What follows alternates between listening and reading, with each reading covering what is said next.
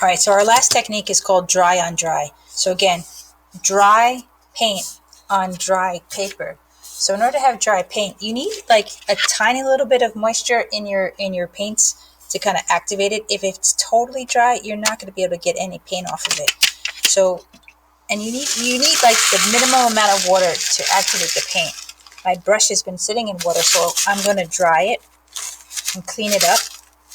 And so now I'm going to go into the paint with very little water, and I'm going to get sort of a very sort of scratchy line. Again, I'm going to keep doing the same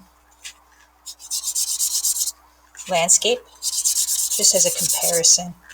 So there's my background sky. Okay, now I'm going into do some trees.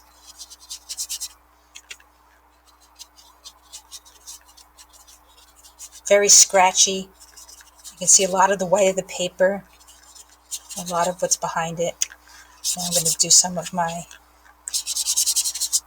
ground area. I've almost run out of all water. The paint is almost not even working anymore. So I'm going to bring a little bit of water into this. I'm going to dry my paint up. Again, I want to use like the minimum amount of water to do this. This is a bit better now, I think. So dry on dry may not look like the most beautiful thing in the whole world, but what it's really good for is adding like texture and detail on top of things that you've already painted. So for example, go back to this wet on wet one.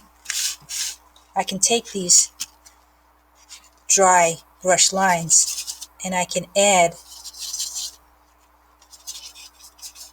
nice texture right in on top. I can add some scratchy lines of grass and give some details. Maybe even add grass. That might be a nice texture to add. I'm just pulling down to create sort of like a grassy sort of texture.